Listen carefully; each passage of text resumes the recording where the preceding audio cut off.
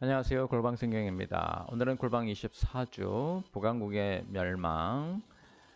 성경 본문은 열왕기 하 9장부터 17장, 아모스, 호세아, 요나 이렇게 세 선지서까지 같이 우리가 성경 본문으로 봅니다. 자, 지금 우리가 골방 성경 하고 있는데요. 골방 성경은 성경을 1년에 한 번 읽도록 되어 있습니다. 성경을 시간 순서, 역사의 순서대로 읽고 있는데요.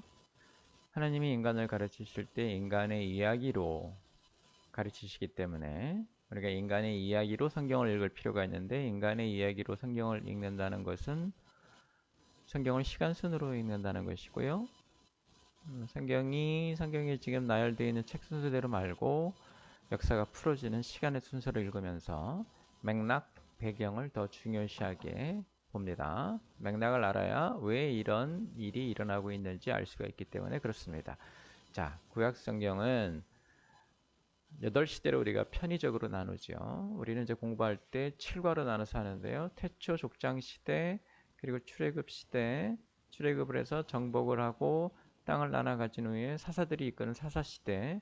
그런데 이 지도 체제가 적합하지 않아서 결국은 왕국 시대로 이어지고, 왕국 시대에 사울에 이어 다윗과 솔로몬 시대에 잘 살았기 때문에 큰 번영을 이루어서 이때 시가서와 지혜서를 같이 읽고, 솔로몬 이후에 나라가 분열이 됐죠. 분열왕국 시대. 분열왕국 시대는 우상 숭배 또 타협을 경쟁하다시피 한 시대였기 때문에 하나님이 선지자를 많이 보내셨죠.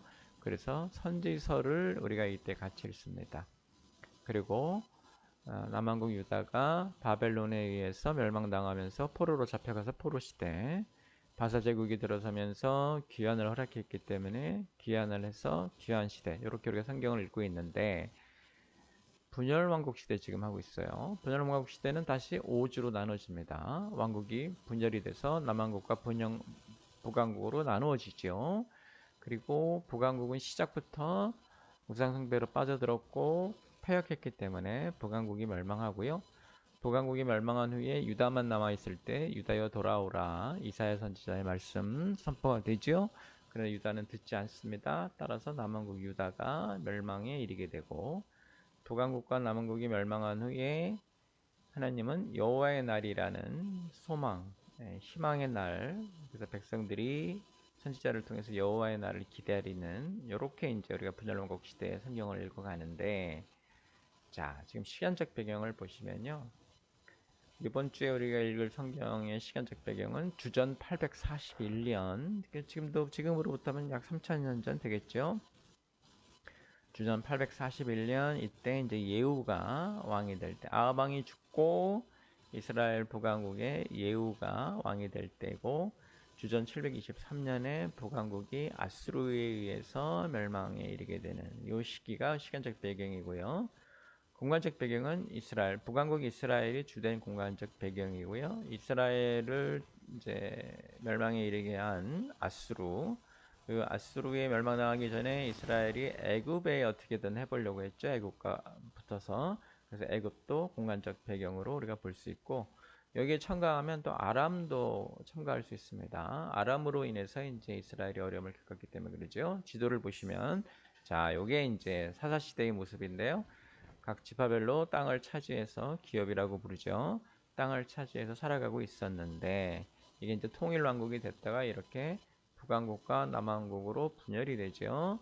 자, 요때를 잘 보시면 블레셋이 여기 있고 암몬, 시리아가 여기 있는데요. 이게 이제 아람이죠.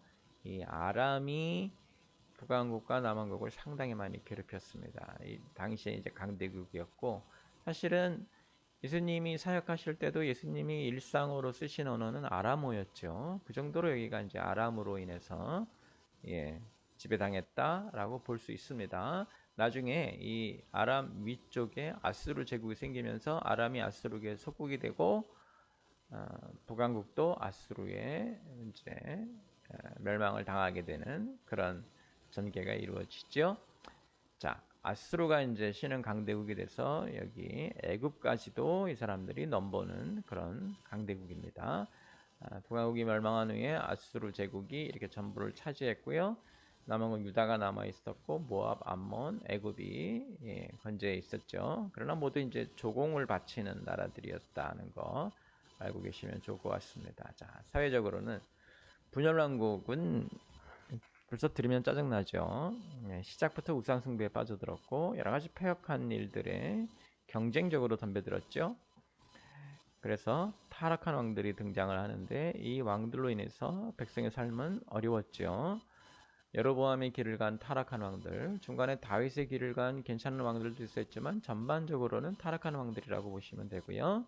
아까 지도에서도 보여드렸지만 아람이 이렇게 말을 안 듣는 이스라엘과 유다에 하나님이 아람을 가시로 쓰셔서 이들을 징벌하고 괴롭혔죠. 그 후에 이제 아람 후에 아수르가 힘이 세지면서 아수르가 아람을 누르니까 결국 아람이 북왕국 이스라엘을 건드리지 못했거든요. 그래서 이때 일시적인 부흥기를 맞이했는데 이때의 왕이 이제 여로보암이 2세였죠. 이 일시적 부흥기 때에 여로보암은 그렇게 얻은 여러 가지 축복된 일들을 백성들과 나누지 않고 타락한 지도자들 자신들만 나누었죠. 그래서 부익부 빈익빈 사회의 양극화, 가난한 사람은 더욱 가난해지고 부자들은 더욱 부자가 되는, 그래서 하나님 보시기에 적합하지 않은, 그래서 하나님 선지자들을 많이 보내셨죠.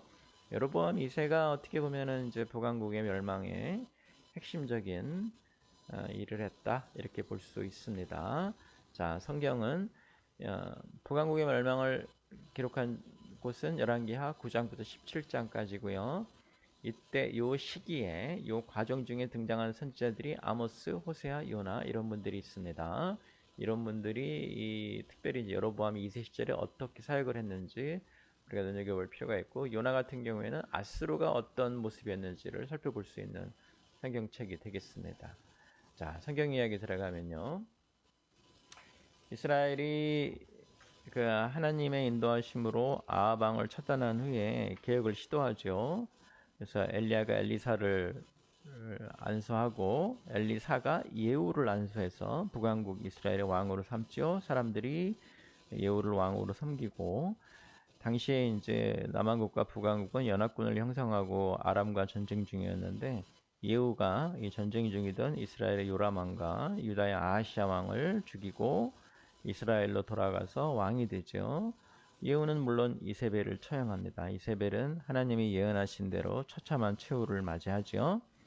자, 이렇게 왕이 된 예후는 아합의 남은 아들들도 처단을 하고 남한국의 아하시아 왕의 형제들도 처형을 하죠. 그리고는 자신이 바알을 섬기겠다고 거짓말을 해서 바알 선지자들과 바알을 섬기는 자들을 불러 모아서 모두 처단합니다. 그리고 바알의 당에 있는 우상도 제거하고요. 계획을 시도하고 있는 거죠. 하나님이 예언하신 일들이 실행이 되고 있어요. 그런데 예후는 베델과 단에 산당을 남겨둬요. 하나님 말씀을 온전히 지키지 않은 거죠. 신앙 개혁을 목표로 했다기보다는 자기 권력을 튼튼히 하기 위해서 정치적 적들을 제거한 것으로 우리가 보게 되는데, 그래서 예후의 28년간 통치, 새로운 왕조를 열었지만 온전한 개혁은 아니었다. 이제 이렇게 우리가 보고 있습니다. 남왕국 유다에서는 이 예후가 아하시아 왕을 죽인 후에 아하시아 왕의 어머니가 이제 아달랴인데요. 아달랴가 누구냐면 이세벨의 딸이에요. 그래서 이 아하시아가 죽은 후에 아달랴가 다윗 왕족들을 죽이고 자신이 왕이 되지요. 여왕이 되어서 6년간 통치하면서 유다를 영적으로 완전히 무너뜨리는데요. 어머니 이세벨은 북왕국에서 바알 신앙을 완전히 전파를 했다 그러면 이 딸인 아달랴는 남왕국에 시집와서 남왕국의 왕이 되어서 남왕국의 바알 우상 숭배를 완전히 심어놓죠. 그래서 이 두 사람 이세벨과 아달랴가 남왕국과 북왕국에 해놓은 일은 참 끔찍합니다. 자, 남왕국에서는 이 아달랴 때문에 여러 가지 안 좋은 일이 생겼지만 제사장 여호야다가 그 아달랴가 죽이려고 했는데 죽이지 못한 아하시아의 아들 요아스에게 기름 부어서 왕으로 삼고 아달랴를 처형하죠. 그리고 이제 개혁을 시도합니다. 어린 왕 요아스는 제사장 여호야다의 가르침을 받아서 개혁에 착수하죠. 헌금이 함부로 쓰이는 걸 막기 위해서 성전 입구에 헌금통을 놓고 헌금을 모아서 그곳을 성전 수리를 하는 등 좋은 일들을 좀 하게 되죠. 그런데 이 제사장 여호야다가 죽은 후에 요아스의 계획은 흐지부지 되어 버립니다. 본인도 결국 자신의 부하들에게 목숨을 잃게 되죠. 그래서 북왕국 예후의 개혁도 온전하지 못했고 남왕국의 개혁도 흐지부지 됐고 개혁은 시도했지만 온전해지지 않았다라고 보는 것이 맞을 겁니다. 자, 이제 개혁이 이렇게 시도됐는데 실패한 후에는 어떤 일이 일어날까요? 북왕국의 멸망이 일어나겠죠. 요아스 왕 이후에 개혁이 실패한 이스라엘과 유대 모두 아람에게 시달리죠. 북왕국 이스라엘에서는 예후의 아들 여호야하스가 17년 동안 다스리지만 악한 왕이었죠. 하나님은 이제 아람을 회초리로 쓰셔서 북왕국을 치시죠.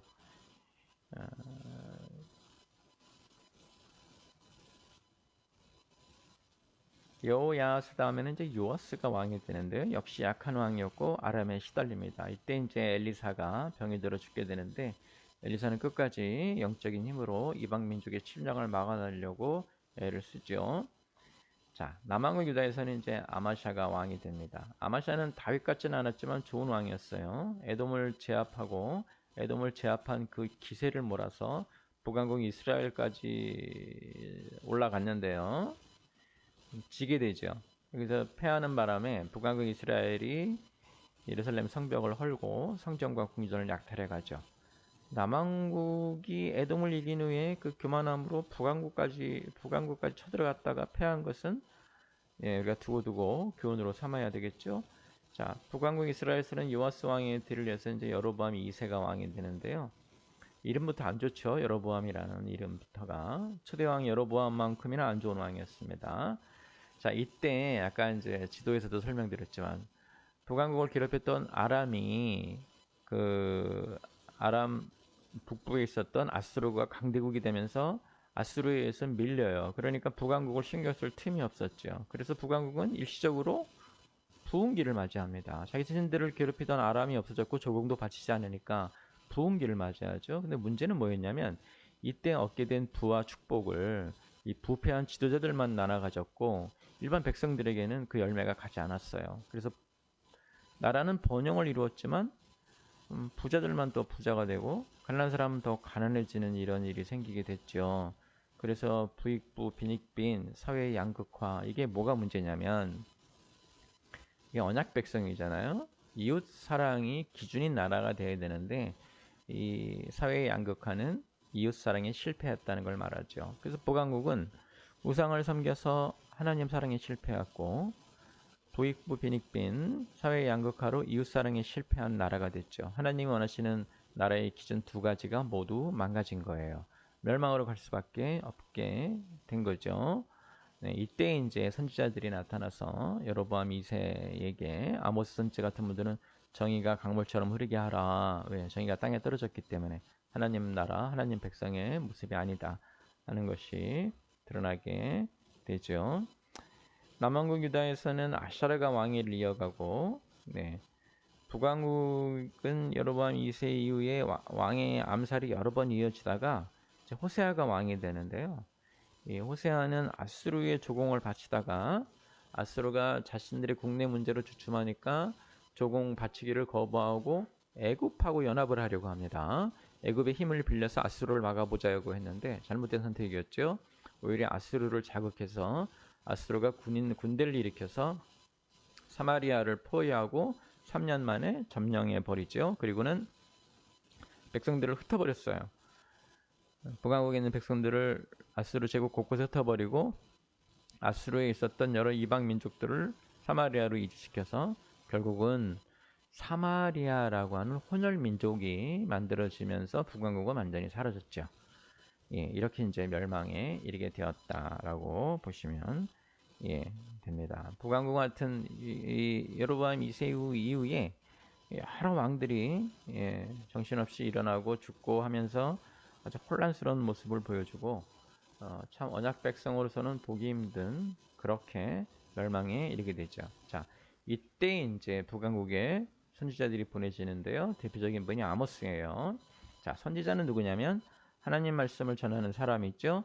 왕과 백성들이 하나님을 떠나서 불순종할 때 그들의 죄를 지적하고 하나님의 말씀을 전해서 그들이 회개하고 돌아오기를 인도하는 사역자죠.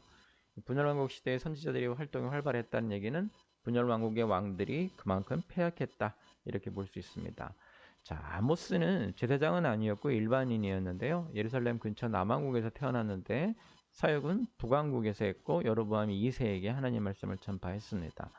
아까 배경을 좀 설명드렸지만 여로보암 2세 북왕국을 괴롭히던 아람이 아수리아 압박을 받으면서 북왕국이 일시적으로 번영기를 맞이하는데 이때 부패한 북왕국의 지도자들이 이 번영기에 얻게 된 여러 가지 축복과 열매를 다 독차지하고 백성들은 더 힘들어졌죠. 그래서 사회 정의가 땅에 떨어진 하나님 원하시는 나라가 아니에요. 언약 백성의 모습이 아닌 거였죠.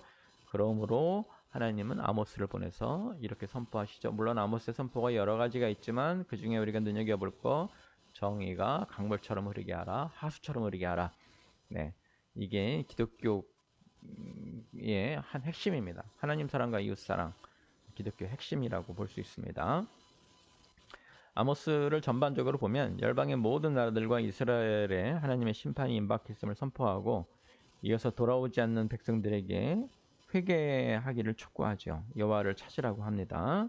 이스라엘의 멸망을 예언하는데요. 그래서 여러 가지 환상을 보여주시는데 이스라엘 정부에서는 아마샤를 보내서 아모스의 예언을 멈추게 하려고 하죠. 듣기 싫었다는 얘기죠. 그렇지만 아모스는 때가 되었음을 선포하고 범죄한 나라를 하나님이 멸하실 것이라고 분명히 선포하죠. 이 아모스의 징벌에 대한 예언은 징벌로만 끝나는 게 아니라 희망으로 이어지는데요. 이스라엘의 죄로 인해 심판의 때가 무르익고 있지만 남은 자들, 신앙을 지키며 남은 자들에게는 회복의 메시지가 전달이 됩니다. 자, 그 다음에 이제 보내진 선지자가 호세아인데요. 호세아 역시 여로보암 2세 시절의 선지자입니다. 북왕국 사람이었어요. 그래서 주로 북왕국의 말씀을 선포하고 남왕국 유다에도 말씀을 선포하기도 합니다. 우리가 볼 때 여로보암 2세 말기에 등장해서 북왕국이 멸망하기 전까지 약 40년간 사역한 것으로 보는데요. 호세아 선지자의 특징 중에 하나는 이 호세아 선지자가 행동 선지자라는 거죠. 행동 선지자는 선지자가 하나님의 말씀을 전파하는 사람들이기 때문에 주로 예언을 하거나 설교를 하죠. 근데 행동 선지자는 자신의 삶의 모습이나 행동으로 하나님의 메시지를 전해줍니다. 호세아는 대표적으로 자신이 음란한 여인 고멜과 결혼해서 그 고멜이 이제 음란한 행동으로 집을 나가고 그럴 때마다 다시 데려와서 어떻게든 살아가 보려고 하는 이게 이제 자신의 삶으로 하나님의 메시지를 전하는 건데 우리 그 백성들을 고멜에 비유해서 너희들이 이와 같이 음란한 여인들이다 배신하고 떠나지만 하나님은 호세아 선지자처럼 너희들을 사랑해서 끝까지 너희들을 회복시키려고 하신다. 이제 이렇게 요걸 우리가 이제 행동 선지자라고 표현하는데요. 고단하죠. 행동 선지자는 참 고단합니다. 물론 하나님 말씀을 선포하는 선지자들도 선지자의 기본이 왕의 잘못과 백성들의 잘못을 지적하는 것이기 때문에 평탄한 삶은 아니었습니다. 그렇지만 행동 선지자는 더 힘들지 않았겠는가? 우리가 이제 이렇게 보죠. 음란한 여자 고멜을 주목해 볼 필요가 있는데요. 자신이 원하는 대로 마음대로 살다가 그래도 하나님이 사랑하셔서 끝까지 찾아내고 회복시키려고 하시는데도 끝까지 음란한 행동을 버리지 않았다. 이 백성을 지칭하는 것이죠. 자, 이 호세아 4장부터는 이제 그 호세아 선지자의 행동 메시지는 끝이 나고 그러니까 가족 얘기는 더 이상 나오지 않고요. 하나님 호세아의 결혼을 비유로 이스라엘 백성에 전하는 말씀이 이어지는데 호세아 선지자가 4장부터 무슨 얘기를 하냐면 이 백성이 망할 건데 왜 망하느냐? 하나님을 알지 못하기 때문이다. 그래서 우리가 이제 그 사사기의 그 실패의 원인과 같죠. 그래서 호세아 선지자가 전달하는 참된 믿음은 하나님을 알아가는 것이고 하나님을 알아가는 것을 기뻐하고 하나님 말씀을 가까이 하라고 악인은 이제 하나님을 멀리하죠. 이스라엘은 우상과 연합해서 악을 행하였고 하나님은 그들의 우상 숭배를 책망하시고 심판이 있을 것임을 경고하는 것이죠.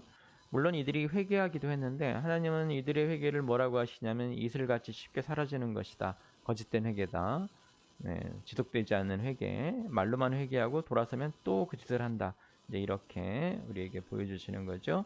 하나님이 이제 우상 숭배를 경계하시면서 그 고멜이 결혼 생활에 불성실하고 음란한 삶을 사는 것, 이스라엘 백성의 모습으로 보여주시는데요.